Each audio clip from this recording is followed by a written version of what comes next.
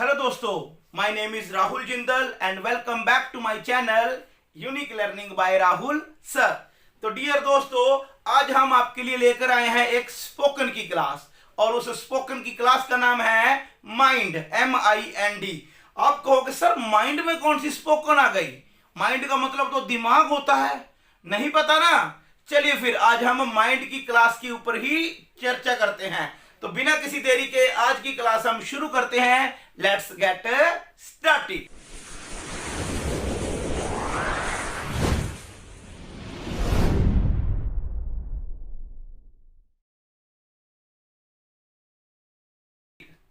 तो दोस्तों, आज की जो हमारी क्लास है उसका नाम है माइंड। क्या आप जानते हो जो हमारी क्लास है माइंड, इट हैज 3 पार्ट्स। इसके 3 भाग होते हैं। नहीं जानते? चलिए एक एक करके हम तीनों को करते हैं। सबसे पहला पार्ट है हमारा माइंड, MIND। और माइंड के बाद हम क्या करेंगे? एक्शन। एक्शन का मतलब वर्ब की फर्स्ट फॉर्म, हम उसमें लगाएंगे ING। ये हमारा छोटा सा फॉर्मूला है, mind plus V1 plus ING। ये छोटा सा फॉर्मूला है। और इसका क्या मतलब होता है? इसका मतलब होता है जब हमें कोई भी काम दूसरों से करवाना होता है। जब हमें कोई भी काम दूसरों से करवाना होता है, अगर आपने किसी से कोई भी काम करवाना है, उसका नाम आप पहले लगाओ, फिर माइंड लगा के फॉर्मूले को फॉलो करो। फॉर एग्जाम्पल, जैसे एग्जाम्पल लेते हैं, जैसे मैंने कहा टीवी बंद कर दो। अब काम मैंने खुद नहीं करना। Mind plus V1 plus ING का मतलब है काम दूसरों से करवाना। जैसे मैंने कहा टीवी बंद कर दो, तो इंग्लिश में क्या बोलूंगा? Mind switching off the TV. Mind switching off the TV. मैंने कहा पंखा चला दो, तो क्या बोलेंगे? Mind switching on the fan. या ऑन करने को टर्न ऑन भी बोल देते हैं, mind turning on the fan.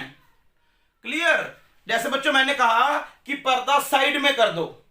देखो, पर्दा अगर हमने एक सिरा पकड़कर साइड में करना है तो हम बोलेंगे ड्रा द कर्टेन्स बैक।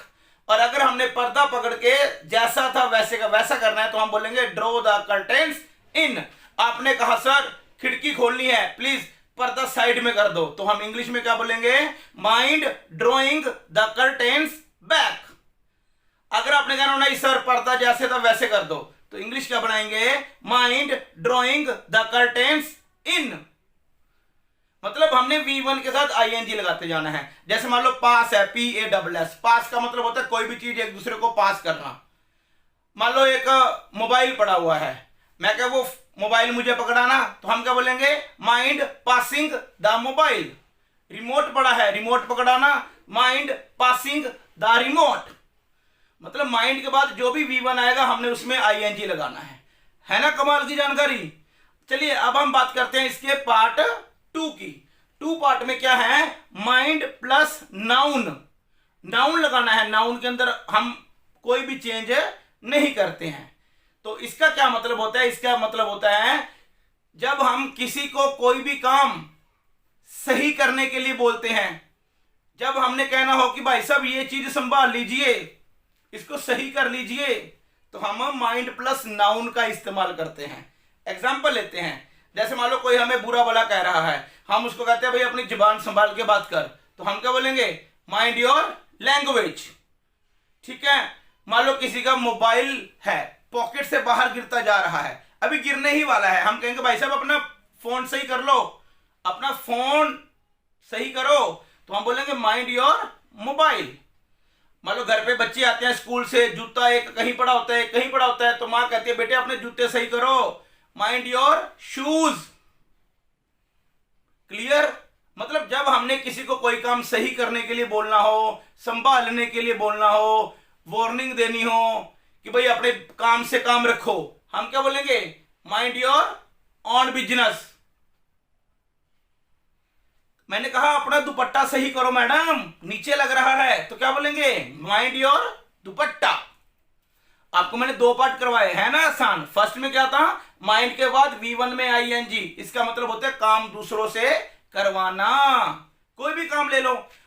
ठीक है? दूसरा क्या है? माइंड के बाद नाउन आएगा, इसका मतलब है कोई भी काम किसी को सही करने के लिए बोलना, संभालने के लिए बोलना, या वार्निंग देनी, चेतावनी देनी। तीसरे पार्ट का नाम है, इसमें क्या करेंगे? हम काम भी हम करेंगे और सामने वाले से परमिशन भी हमने लेनी है। काम भी हम करेंगे और सामने वाले से परमिशन भी लेनी है। तो इसमें हम सिंपल प्रेजेंट टेंस में डू डज का यूज करेंगे। जैसे मैंने कहा कि क्या आपको ऐतराज है अगर मैं दरवाजा बंद कर दूं, भी कहीं आप बुरा ना माने तो मैं दरवाजा बंद कर दूं, तो हम इंग्लिश में क्या बोलेंगे, जैसे मैंने कहना हो अगर आपको ऐतराज ना हो तो क्या मैं दरवाजा बंद कर दूं, तो इंग्लिश क्या बोलेंगे, do you mind, do you mind, क्या आपको ऐतराज है, इफ अगर मैं, आए, दरवाजा बंद करने का होता है क्लोज द डोर, इसमें काम भी मैं ही करूंगा और परमिशन भी मैं लूंगा। अगर आपको ऐतराज ना हो तो क्या मैं दरवाजा बंद कर दूं, तो do you mind if I close the door, question mark. अगर आप कहोगे सर मुझे ऐतराज है अगर आप दरवाजा बंद करते हो, तो आंसर क्या आएगा, I mind if you close the door. नहीं सर मुझे ऐतराज नहीं है अगर आप दरवाजा बंद करते हो, तो I don't mind if you close the door. है ना आसान बच्चों। और एग्जांपल ले लो, सर अगर आप ऐतराज ना करें, अगर आप बुरा ना माने, तो सर क्या मैं पंखा बंद कर दूं, ठंड लग रही है, तो क्या बोलोगे, do you mind if I switch off the fan. आप कहोगे नहीं सर मैं बुरा मान जाऊंगा या मुझे बुरा लगेगा अगर आप पंखा बंद करोगे, I mind if you switch off the fan. नहीं सर मैं बुरा नहीं मानूंगा या मुझे ऐतराज नहीं है अगर आप पंखा बंद करोगे, I don't mind if you switch off the fan. है ना क्लियर।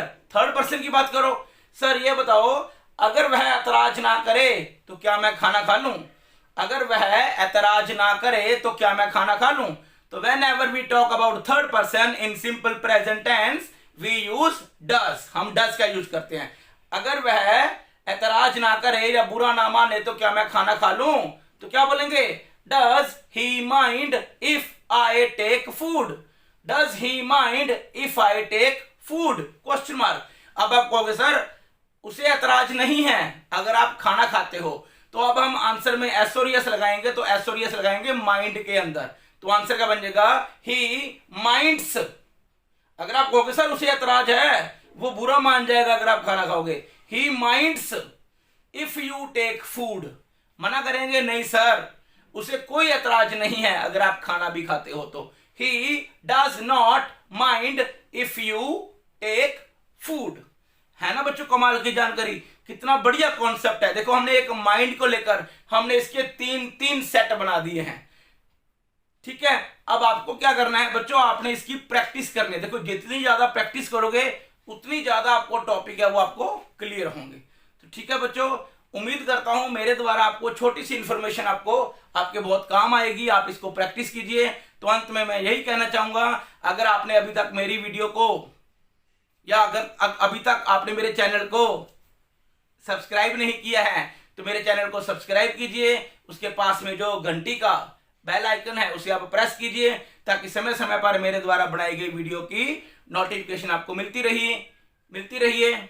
मेरी वीडियो को बच्चों शेयर करो, लाइक करो। तो अंत में मैं यही कहना चाहूंगा, आज की मुलाकात हम यहीं पर खत्म करते हैं। तो इंग्लिश में बोलते हैं let's call it a day. Okay दोस्तों, बाय।